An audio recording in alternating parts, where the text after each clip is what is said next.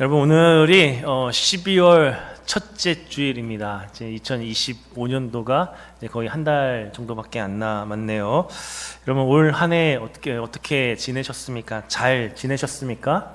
예, 편안하게 지내신 것 같으세요? 아니면은 힘드셨던 것 같으세요? 속으로만 얘기하시고요. 이렇게 각자 막 다 느끼는 게 있으실 겁니다. 올 한 해를 보면서 또 힘들었다라고 생각하시는 분도 계시고, 또 그래도 뭐 잘 지냈다, 이렇게 평온하게 잘 지냈다라고 생각하시는 분들도 계실 겁니다. 근데 우리가 이 세상을 살아갈 때 특별히 이렇게 힘든 이 세상을 이렇게 바라보면서 우리가 이렇게 비유를 합니다. 아이고, 이 광야 같은 이 세상, 이렇게 이야기를 하죠. 살기 힘든 그런 부분들이 있을 때에 이 세상을 구약의 그 이스라엘 백성들이 경험했던 이 광야에 비유하는 것을 볼 수 있습니다. 여러분, 이 광야는 이스라엘 백성들이 하나님이 약속하신 그 젖과 꿀이 흐르는 이 가나안 땅으로 들어가기 전에 반드시 거쳐가야만 하는 그런 장소였습니다. 마치 이런 겁니다. 우리 믿음의 성도들이 오늘날 하나님이 약속하신 그 영원한 천국을 살아가기 위해서 이 땅의 이 삶을 반드시 거쳐가야 되는 거죠. 이 삶을 살아간 이후에, 이 통과한 이후에 이 영원한 천국에 갈 수 있는 것과 같다는 겁니다. 근데 여러분, 이 광야를 딱 떠올리게 되면 늘 이스라엘 백성들 자신들이 그 필요로 하는 것들이 늘 부족했다라고 생각을 함이죠. 정확하게 얘기하면 부족한 게 아니라 별로 아무것도 없었고 지내기가 그리 쉽지 않은 곳이 광야였다라는 것을 볼 수 있습니다. 이스라엘 백성들이 광야에 있을 때 그들은 늘 부족했고 항상 목마른 것 같고 또 항상 배고픈 것 같고 또 언제 어디서든 이 다른 민족이 공격하고 침입해서 죽임을 당할지 모르는 그런 위험이 계속해서 있는 그런 전혀 안전하지 않은 그런 곳이죠. 그래서 여러분, 광야에서 이스라엘 백성들이 뭐 합니까? 뭐예요? 불평하고 원망하는 것을 볼 수 있습니다. 이렇게 해요. 하나님, 먹을 것이 없습니다. 부족합니다. 힘듭니다. 늘 하나님 앞에 원망했던 그런 장소가 광야인 것을 볼 수 있습니다. 우리도 마찬가지인 것 같습니다. 광야를 생각할 때 늘 우리가 그러는 것 같아요. 힘들고 부족합니다. 하나님, 참 어렵습니다. 이런 이야기들을 많이 하는 것 같습니다. 어쨌든 간에 이 광야의 중요한 특징은 부족함, 없음, 또 힘듦, 이런 단어로 말할 수 있는 것 같습니다. 그런데 여러분, 오늘 놀라운 것은 하나님의 이 말씀, 우리가 읽은 이 말씀을 보면 하나님은 이스라엘 백성들에게 이 허락하신 광야에 대해서 우리와 전혀 다르게 말씀하시는 것을 볼 수 있습니다.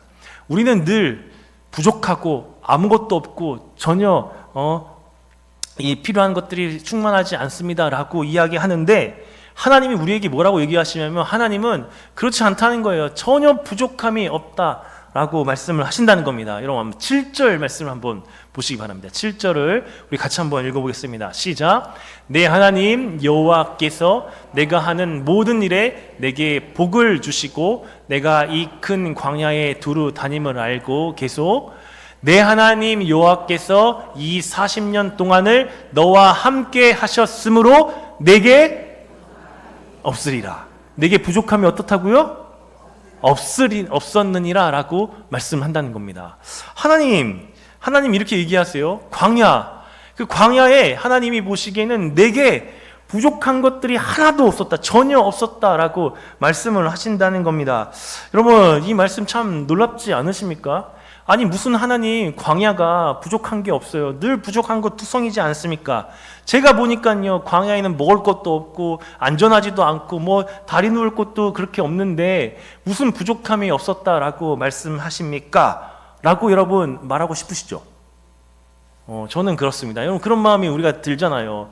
뭐 부족한 게 많은 것 같은데. 근데 하나님은 그렇게 말씀하시지 않는다는 거예요. 이스라엘 백성들도 똑같지 않았을까라는 생각이 듭니다.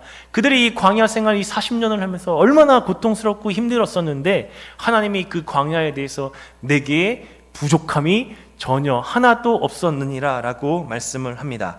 여러분, 이 말씀을 믿으십니까? 네, 별로 말 아멘을 안 하시네요.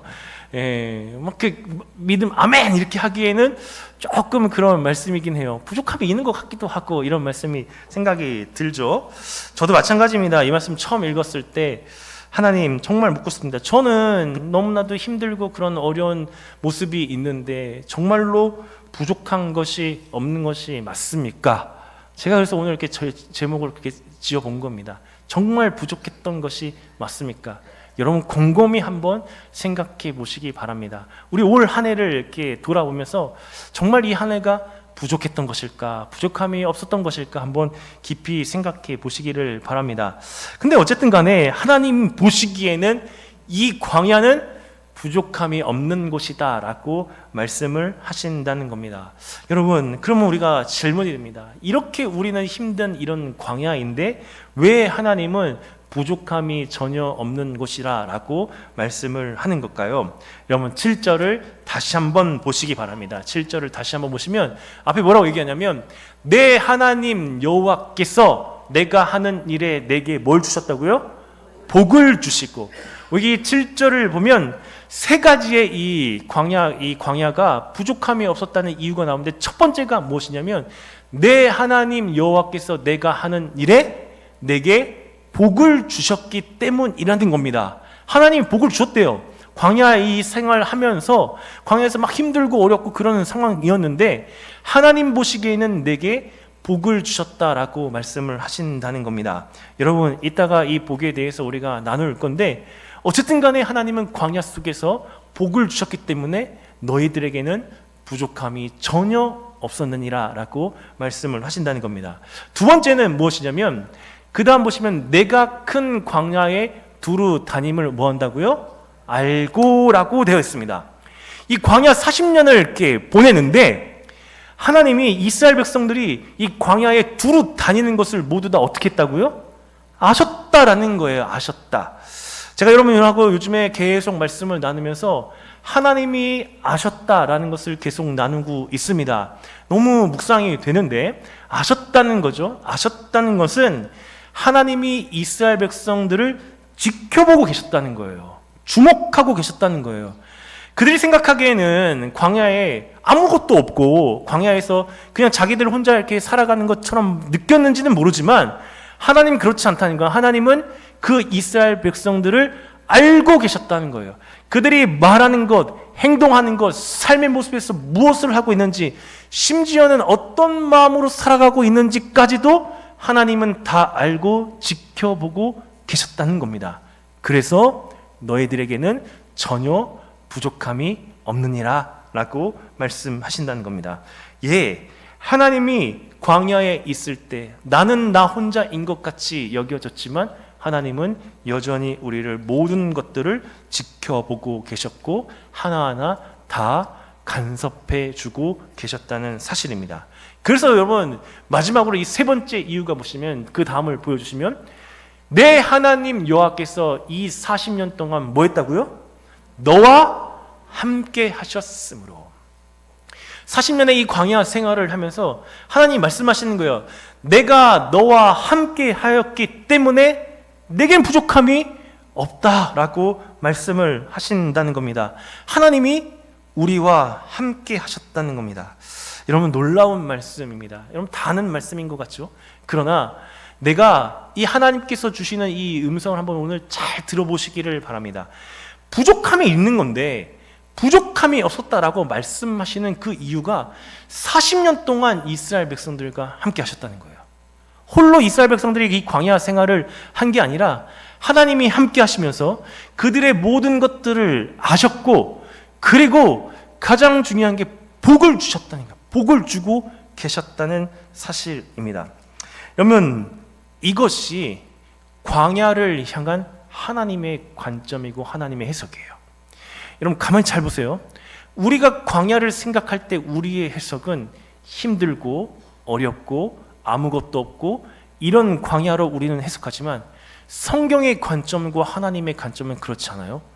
전혀 부족함이 없고 하나님이 함께 하시고 하나님이 복을 더하셨다라고 말씀을 한다는 겁니다. 제가 여러분에게 다시 한번 질문을 드립니다. 여러분 올 한 해 여러분 부족한 한 해였습니까? 부족함이 없는 한 해셨습니까? 예, 부족함이 없다고 얘기해야 될 것 같죠? 예. 근데 그러기에는 부족함이 있는 것 같기도 하고 고민이 드시죠? 그래서 여러분, 내가 부족함이 없다고 생각하는지 그렇지 않은지를 잘 판단할 수 있는 모습이 무엇인지 아십니까? 내가 지금 어떤 반응인지를 생각하면 돼요. 내가 지금 감사하고 있으면 여러분 부족함이 없다라고 생각하는 겁니다. 그렇죠? 근데 반대로 지금 내 마음속에 불평하고 원망하는 마음이 있으면 부족함을 느끼고 있는 거예요. 부족하니까 여러분 불평하고 원망하고 있지 않겠습니까? 그러니까 여러분 지금 여러분의 그 모습을 보면서 내가 불평을 하는지 감사를 하는지 여러분이 한번 잘 보시면 좋겠습니다. 중요한 건 무엇이냐면 내 눈으로 광야를 바라보면 늘 부족하다고 여기는 것이고 하나님의 관점으로 바라보면 부족함이 없다라고 우리는 고백할 수 있다는 뜻입니다. 그래서 여러분 이 신명기 2장 7절에 내게 부족함이 없었느니라 이 하나님의 이 음성이거든요. 그런데 이 말씀을 우리가 깊이 생각하면서 한 구절 시편 말씀이 떠오르는 말씀이 있습니다. 너무나도 잘 아는 말씀인데 시편 23편 1절 말씀이 떠오릅니다. 우리 같이 한번 읽어볼게요. 시작. 여호와는 나의 목자시니 내게 부족함이 없으리로다. 우리 다시 한번 읽을까요? 여호와는 나의 목자시니 내게 부족함이 없으리로다. 여러분 믿으십니까? 다윗의 고백이에요. 다윗이 이렇게 고백하고 있어요. 하나님이 나의 목자가 되시니까요 내게 부족함이 없다는 거예요. 여러분 믿으십니까?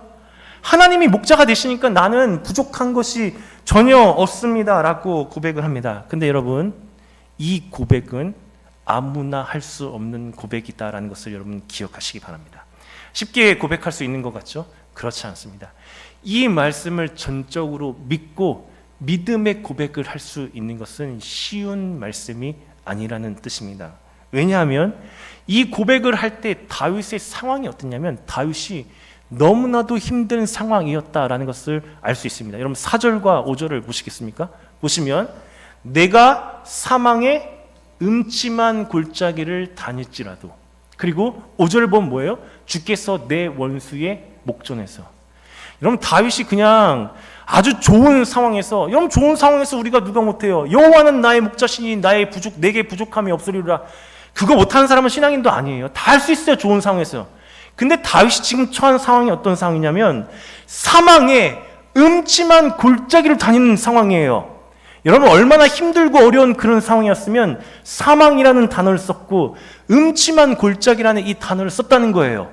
사망의 음침한 골짜기를 다니는 너무나도 힘들고 그런 이 순간 가운데 다윗의 이 삶을 보면 얼마나 도망자였고 매일매일 피해 다녔고 이렇게 쫓기며 자기의 심지어는 아들에게도 쫓김을 당하는 그런 상황 속에서 살아갔던 그 다윗이 사망의 음침한 골짜기로 다닐지라도 그때 여호와는 나의 목자시니 내게 부족함이 없으리로다 라고 고백을 한 거예요.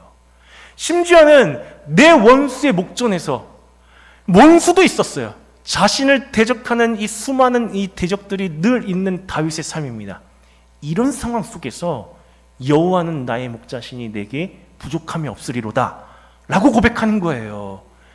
그렇기 때문에 이 시편 23편 1절은 아무나 고백할 수 없어요. 진짜 하나님을 신뢰하고 하나님을 의지하는 자만이 고백할 수 있는 시편 말씀인 거예요. 우리가 쉽게 얘기하잖아요. 하나님 목자 되시니까 부족함이 없다. 그런 고백 아니에요. 너무나도 사망의 음침한 골짜기 같은 그런 상황 속에서도 여전히 하나님은 나의 목자십니다. 그래서 나는 부족한 것이 전혀 없습니다. 믿음의 고백입니다.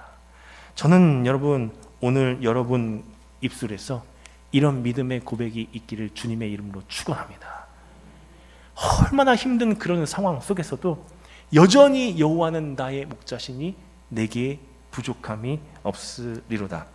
그래서 이 고백에 대해서 어떤 성경학자는 다윗이 너무나도 처절한 그 고통 가운데 있었을 때 하나님을 붙드는 고백이다라고 해석을 합니다. 저는 진짜 맞는 것 같습니다. 오직 하나님이 함께 하신다는 것을 믿는 자만이 할 수 있는 믿음의 고백입니다.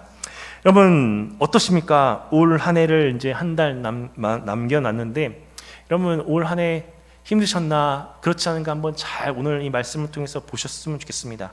광야 같은 삶이기도 합니다.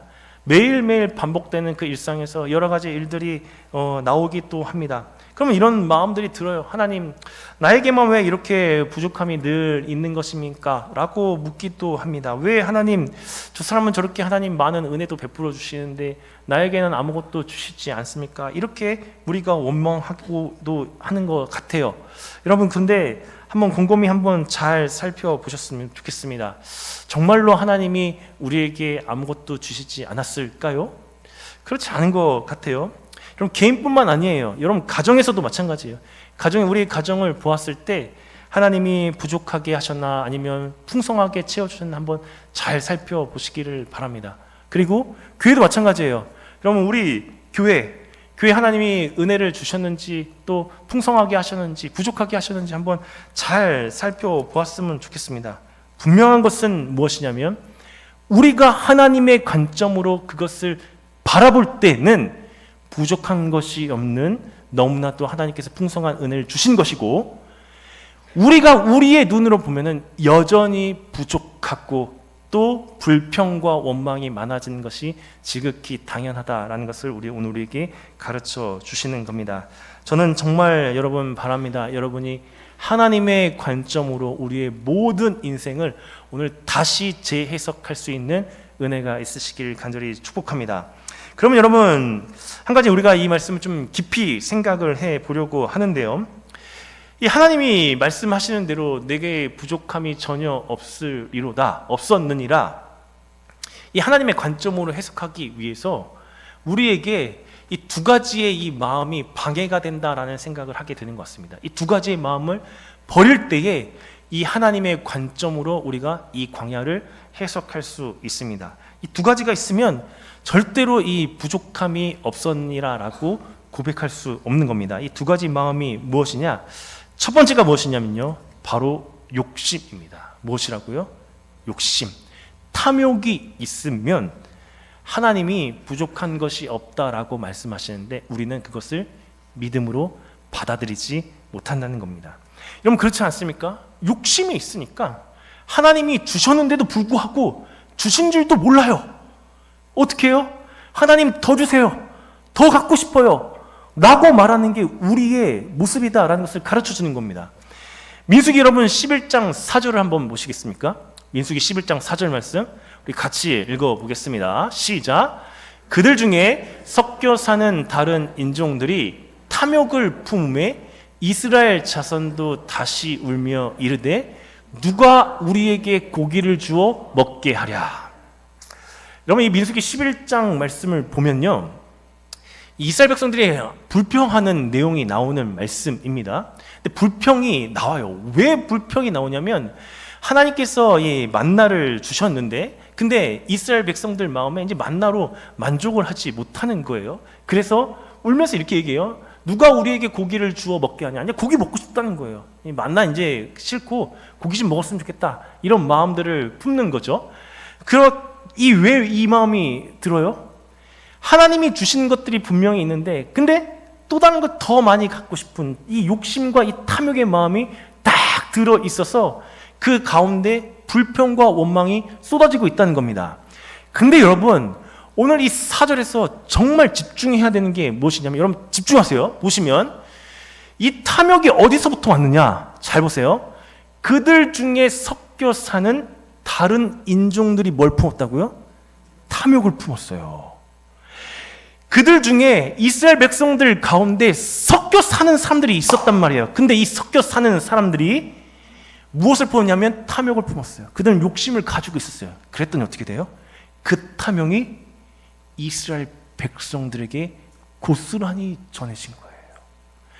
그래서 이스라엘 백성들 마음속에 탐욕이 있게 되니까 하나님이 주신 은혜에 만족하지 못하고 늘 부족하다고 불평하고 원망이 되었다는 거예요. 여러분 아주 중요한 겁니다. 그들 중에 섞여 사는 다른 사람이 탐욕을 품었다. 오늘 우리의 이 현실에서 이 말씀을 그대로 적용을 해보면 우리가 왜 욕심을 가져요? 우리 안에 이 스스로 안에 이 죄악의 본성이 있으니까 욕심을 갖는 것도 있지만 우리의 욕심이 어디서 오냐면 세상으로부터 지금 오고 있는 거예요. 여러분, 세상의 모습이 어떤 모습인데요? 오늘날 세상의 모습을 한번 잘 보세요. 세상 사람들이 어떻게 살아요? 더 크게, 더 좋게, 뭔가 더 화려하게. 이게 지금 세상의 흐름이란 말이에요. 우리도 이 세상 가운데 섞여 살고 있어요. 근데 하나님의 백성이 하나님의 백성으로서 정체성을 온전히 갖지 못하면 어떻게 돼요? 세상에 가지고 있는 이 욕심과 탐욕들이 나에게 그냥 다 들어오고 있어요. 그럼 나도 어떤 모습이 되는 거예요? 내 마음속에도 그래, 더 컸으면 좋겠다, 더 많았으면 좋겠다, 더 무엇인가 화려한 것들이 있었으면 좋겠다 라는 이 탐욕이 들어오게 된다는 거예요. 욕심이 생긴다는 거예요. 그럼 어떻게 돼요? 하나님이 지금 나에게 주셨던 모든 것들이 만족함이 없는 거예요. 하나님, 나 부족합니다 라고 불평과 원망이 들게 된다는 거예요. 너무 중요하지 않습니까? 세상의 탐욕들. 그러니까 우리가 왜 욕심을 가지고 살아가느냐? 자꾸 세상 사람들하고 똑같이 살아가는 거랑 똑같은 거예요. 분명히 하나님께서는 이 하나님의 백성으로 구별해 주셨는데 구별된 백성으로 살아가는 것이 아니라 세상 사람들처럼 똑같이 살아가는 거예요. 그래서 세상 사람들이 더 크게, 더 많이 이것들을 원하니까 우리 마음속에도 더 많이, 더 크게 하는 이 마음 가지고 살아가니까 오늘 하나님이 우리에게 주셨던 것들을 감사로 받지 못하고 부족함이 없으리라고 믿음으로 고백을 하지 못한다는 것입니다. 여러분, 하나님이 주신 이 만나를 한번 깊이 잘 생각해 보시기 바랍니다. 여러분, 만나는 하루에 몇 번씩 내려요? 몇 번씩 내려요, 만나? 한 번씩 내려요. 그죠?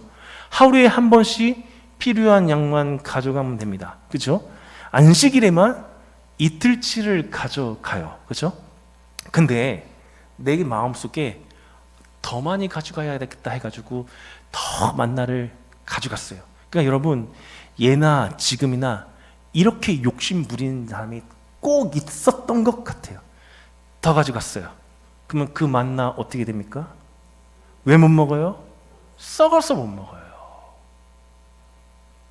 더 많이 가져가서 내가 먹을 수 있을 거라고 생각했는데 썩어서 먹지 못해요. 그게 하늘에서 주신 하나님의 만나예요. 무엇을 보여줍니까? 우리의 광야 생활은, 우리의 삶은 매일매일 하나님이 주시는, 공급해 주시는 은혜로 살아가는 거예요.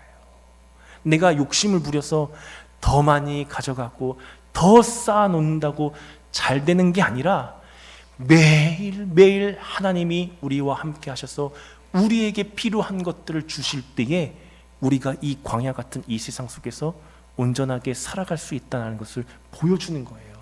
이게 하나님의 백성의 모습이라는 것을 여러분 기억하시기 바랍니다. 여러분, 그러니까 그런 거예요. 만나를 더 많이 가져간다고 해서 더 많이 먹지 못한다는 거예요. 똑같아요. 세상에서 여러분 많이 쌓았어요. 제가 질문 드립니다. 여러분, 세상에 그렇게 많이 쌓고 그러니까 좀 형편이 더 나아지셨습니까? 나아지긴 했죠. 그죠? 막 더 행복하십니까? 그렇지 않아요. 하나님의 백성은 그렇지 않아요. 많이 막 쌓아놓고 해가지고 더 많이 행복하고 더 많이 기쁠 것 같은데 그렇지 않아요. 그렇게 많이 쌓아놓는데 예기치도 못한 데서 또다시 하나님 우리의 삶의 문제들이 막 나오는 것이 우리의 모습이지 않습니까? 그래서 하나님은 우리가 탐욕과 욕심을 가지고 살아가지 않도록 늘 필요한 것들을 지금도 공급해 주고 계십니다. 저는 물론 이해는 됩니다. 이 세상이 조금도 점점점 불안해지고 염려가 되고 그런 삶이니까 내 노후는 어떻게 될까 이런 생각들이 하니까 쌓아둘 수밖에 없는 그런 현실이라는 것을 다 알고 있습니다. 하지만 여러분, 그 모습이 하나님 앞에 믿음 없는 모습이다라는 것을 오늘 우리에게 가르쳐 주고 있습니다.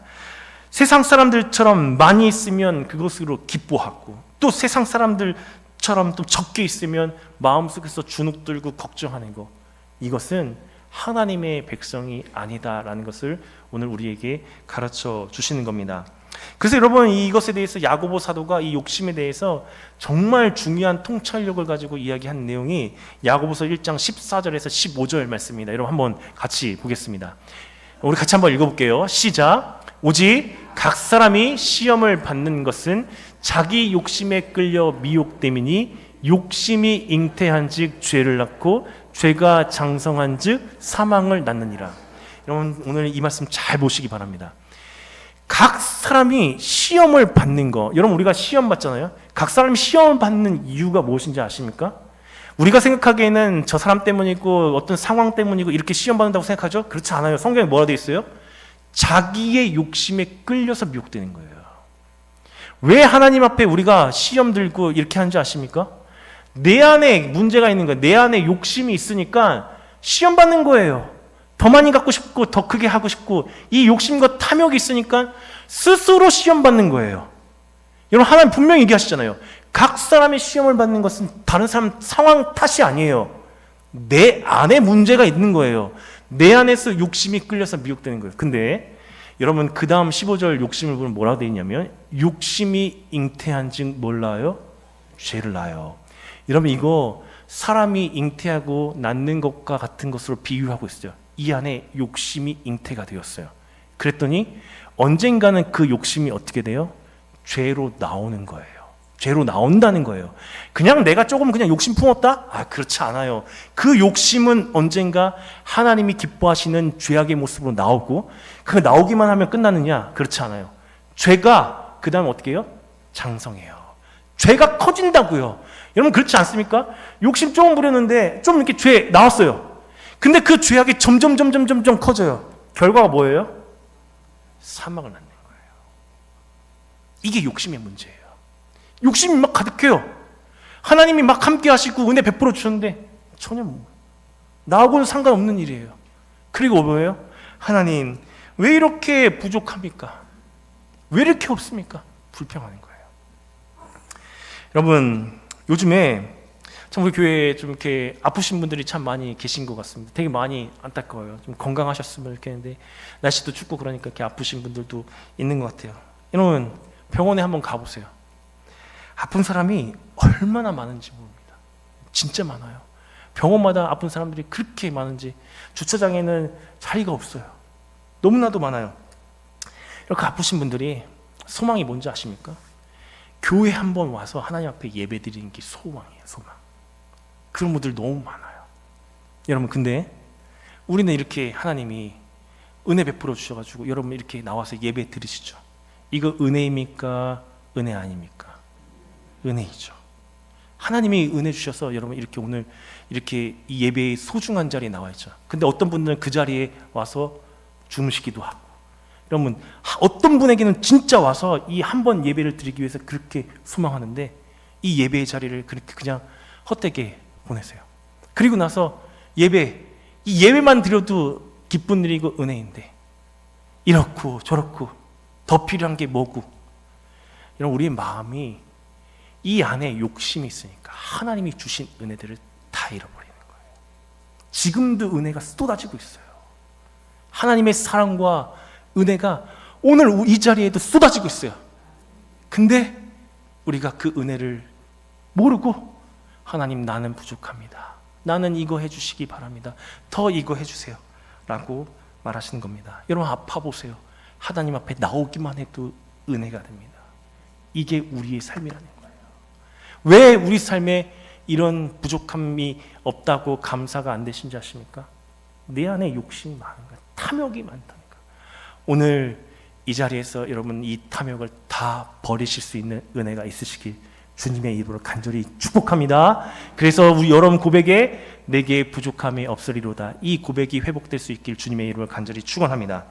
또 한 가지 하나님의 은혜를 바라보지 못하게 하는 마음이 있는데 그게 무엇이냐면 교만입니다. 무엇이라고요? 교만이요. 교만. 높아진 마음.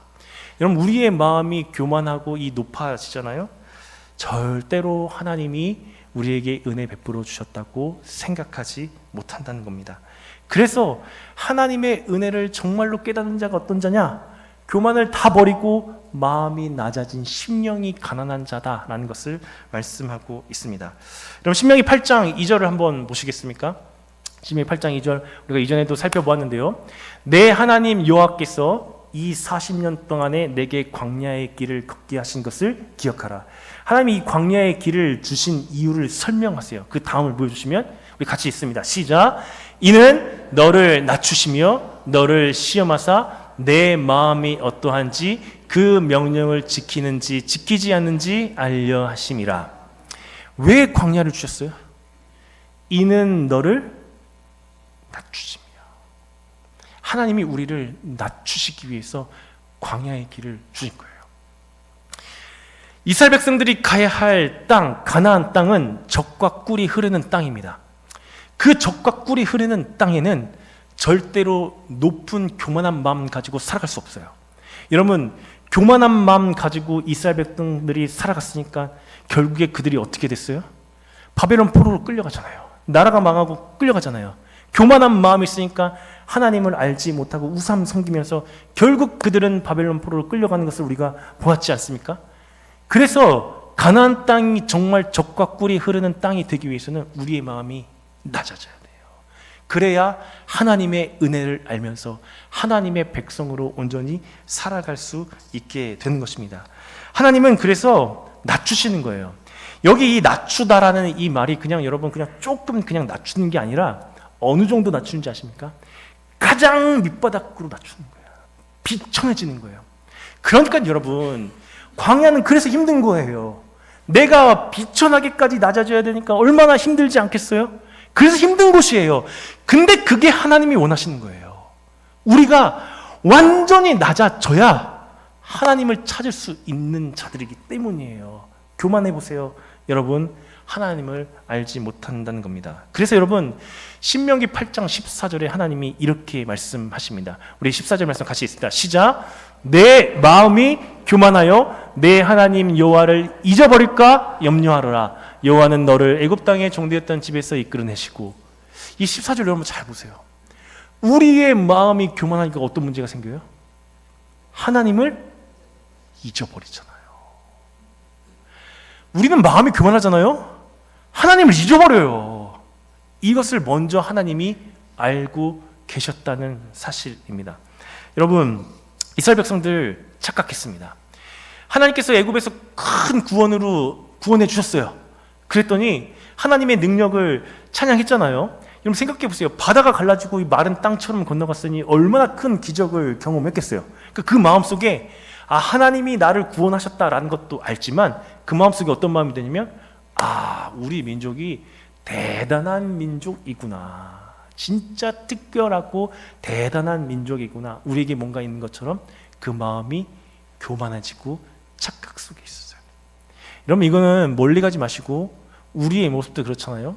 여러분 우리가 뭔가 이렇게 좀 했습니다. 그러면 여러분 어떤 마음이 듭니까?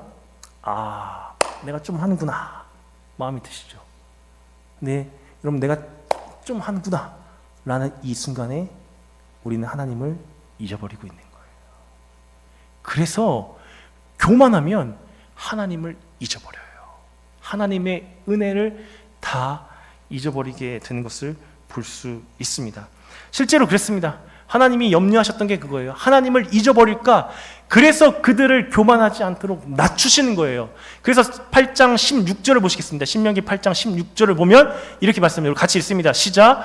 내 조상들도 알지 못하던 만나를 광야에서 내게 먹이셨나니 이는 다 너를 낮추시며 너를 시험하사 마침내 내게 복을 주려 하심이었느니라. 여러분, 하나님이 만나를 먹이시면서 왜 먹이셨냐? 낮추신 거예요. 낮아져야 돼요. 낮아져서 내가 살고 죽는 것은 오직 하나님 손에 달려있구나. 하나님의 은혜가 아니면 나는 살 수 없구나. 하나님만 의지하겠구나. 이렇게 마음이 낮아질 때 그때 하나님 보이는 거예요. 근데 놀라운 것은 그게 바로 하나님이 주시고자 하는 복이었다는 사실입니다. 그럼 보시기 바랍니다. 이는 다 너를 낮추시며 너를 시험하사 마침내 내게 복주려 하시려고. 여러분 하나님이 주신 복이 막 우리를 채워주시고 이렇게 하는 이것도 복이에요. 근데 진짜 복이 무엇이냐 아십니까? 이렇게 힘들고 어려운 이 순간 속에 내가 하나님을 의지해요. 간절히 의지해요. 하나님밖에 없습니다. 나에게는 하나님밖에 없고 하나님만이 나를 살게 합니다. 라는 마음으로 하나님을 의지하게 되는 것, 이 자체가 복이다라고 말씀을 하시는 겁니다. 여러분, 만나를 먹으면서 이런 생각을 하는 거예요. 아, 오늘도 하나님이 나에게 공급하셨구나. 아, 하나님이 주신 은혜 때문에 내가 오늘 하루를 살아갈 수 있구나. 이렇게 생각하고 살아가는 자가 복을 얻는 자다라는 것을 오늘 우리에게 가르쳐 주는 겁니다. 그러니까 깨닫는 거예요. 부족함이 없다라고 고백할 수 있는 겁니다. 저는 여러분, 오늘 여러분이 이 마음이 낮아지시길 원합니다. 그래서 전적으로 하나님을 붙드실 수 있는 은혜가 있으시길 주님의 입을 간절히 축복합니다. 낮아져야 돼요. 낮아져서 하나님밖에 없습니다 라고 하는 이 마음의 상태가 될 때 우리는 이 땅에서 이 힘들고 어려운 이 광야 같은 이 세상에서 오히려 복을 누리면서 살아가는 거예요. 이게 하나님의 백성이고 하나님의 자녀다라는 것을 가르쳐 주는 겁니다. 여러분, 우리의 삶을 한번 잘 돌아보시기 바랍니다. 그래서 오늘 우리 한 해를 돌아볼 때에 내가 정말 부족함이 없었던 한 해인가? 여러분, 이거 생각하시면 돼요. 내가 얼마나 하나님을 의지하면서 살아갔는가 살펴보셨으면 돼요. 정말 이 가난한 심령으로 하나님만 의지하면서 살아가셨다면 여러분, 그 삶은 힘든 삶이 아니라 하나님 주신 복을 누리는 삶인 줄 믿으시기 바랍니다. 복된 한 해인 거예요. 그게 하나님이 함께 하셔서 복을 경험했던 한 해예요. 그래서 하나님이 자신 있게 말씀하시는 거예요. 내게 너에게 복을 주었고 내게 부족함이 전혀 없었느니라. 부족함이 없었다는 사실입니다. 여러분, 여러분의 광야는 어떤 광야입니까? 부족한 광야입니까? 풍성한 광야입니까? 안타까운 것은 하나님이 풍성하게 채워주셨는데 그것을 알지 못한다면 참 안타까운 모습일 거예요. 그것은 분명히 우리 안에 문제가 있다는 겁니다. 다른 게 아니에요. 내 마음속에 교만한 마음들, 욕심의 마음을 갖고 있으면 하나님이 주신 은혜들을 경험하지 못한다는 겁니다. 여러분, 가룟 유다는 탐심 때문에 예수님을 버렸습니다. 하나님의 은혜를 알지 못하고 가룟 유다는 탐심 때문에 예수님을 버렸고요. 바리새인들은 교만함 때문에 눈앞의 구원의 예수님을 알지 못했습니다. 우리 안에 탐심과 교만한 마음 있잖아요. 눈앞에 예수님이 있어도 그것을 알지 못하는 것이 우리의 모습입니다. 여러분, 착각하지 마세요. 다른 사람 때문에, 상황 때문에 내가 힘든 게 아니에요. 내 자신을 힘들게 하는 것은 내 안에 있는 욕심과 교만함 때문이다 라고 분명히 말씀합니다. 그럼 그래서 광야 힘들죠. 근데 한 책이 보니까 이 광야에서의 훈련을 이렇게 해석하는 부분이 있어서 여러분에게 한번 읽어드리려고 합니다. 한번 잘 들어보시기 바랍니다. 광야에서 훈련이 아무리 고통스러울지라도 미래의 우리를 더 나은 사람으로 만드는 무언가를 배울 수 있다면 잃은 것은 하나도 없습니다. 한번 잘 생각해 보세요. 광야를 우리는 늘 부족했다. 그래요. 설사 부족했다고 우리가 생각을 해 보자라고요. 근데 이렇게 해석해요. 그냥 부족했는데 설사 부족했다라고 해도 미래에 더 나은 나를 만들 수 있는 무언가를 배웠던 시간이라면 그 광야는 하나님이 주신 은혜이고 축복이라는 겁니다. 믿으십니까? 그 시간을 통해서 내가 단련이 됐고 하나님께 더 나아갔어요. 사실은 우리와 함께 하시면서 하나님이 우리를 만져주셨거든요. 다 도와주셨어요. 근데 그것들 못 느끼는 그런 부족했다라고 하는 그런 시간일지라도 내가 더 나은 미래에 하나님께 더 가까이 가고 하나님의 사람으로 세워지도록 하나님이 연단시키고 훈련시켰던 무언가를 배웠던 것이 있는 시간이라면 그 시간은 헛된 시간이 아니에요. 하나님이 주신 또 다른 축복이 은혜의 시간이에요. 그래서 광야의 또 다른 이름은 축복이고 충만인 줄 믿으시기 바랍니다. 여러분, 오늘 제목 이렇게 정해보았습니다. 정말 부족했던 것이 맞습니까? 오늘 다시 한번 여러분에게 질문드립니다. 여러분, 올 한 해 정말로 부족했던 것이 맞습니까? 아니죠. 부족하지 않았습니다. 우리 한 번도 굶지 않았습니다. 하고 싶은 거 못한 거 없습니다. 하나님이 다 하게 하신 줄 믿으시기 바랍니다. 부족하지 않았어요. 그래서 제가 1부에는 이렇게 하고 말씀을 정리를 했습니다. 근데 1부 말씀을 전하고 하나님이 다 저에게 주신 말씀이 한 가지가 더 있었는데 시편 23편 5절 말씀입니다. 여러분 우리 같이 읽고 마쳤으면 좋겠습니다. 시편 23편 5절 말씀 같이 읽습니다. 시작. 주께서 내 원수의 목전에서 내게 상을 차려 주시고 기름을 내 머리에 부으셨으니 내 잔이 넘치나이다. 아멘. 1부 예배 끝나고 부족함이 없다, 부족함 없는 한 해였다 그랬어요. 근데 곰곰이 생각해 보니까요, 부족함이 없는 한 해가 아니라 넘치는 한 해였어요. 그래서 내 잔이 넘치나이다. 여러분 부족한 게 아니에요. 부족한 정도가 아니에요. 부족함이 없었던 한 해이다 이게 아니라 우리의 마음이 하나님 부족한 게 아니라 넘쳤습니다. 넘치는 한 해였습니다. 내가 생각했던 것보다도 하나님께서 더 많이 주셨던 한 해이고 충만했던 한 해입니다. 이 다 오는 거예요. 그럼 여러분 이제 할 수 있을 것 같아요. 여호와는 나의 목자시니 내게 부족함이 없으리로다. 믿음의 고백이 될 수 있는 거예요. 그럼 우리의 교회, 가정, 부족함이 없는 정도가 아니라 하나님이 넘치게 주셨어요. 내 잔이 넘치게. 원수의 목전에서 힘들고 어려운 그 상황 속에서 내 잔이 넘쳤어요. 차고 넘쳤다고요. 그래서 오늘 이 자리에 우리가 하나님의 은혜 가운데 이렇게 예배를 드리는 것입니다. 저는 우리 사랑하는 모든 성도님들이 하나님이 주신 그 은혜들을 늘 바라보면서 이 안에 여러분 교만한 마음들, 탐욕들 다 버려내셔서 날마다 하나님이 주시는 이 넘치는 은혜를 발견하셔서 하나님께 감사하고 더 영광 돌면서 살아가는 여러분 되시기를 주님의 이름으로 간절히 축복합니다.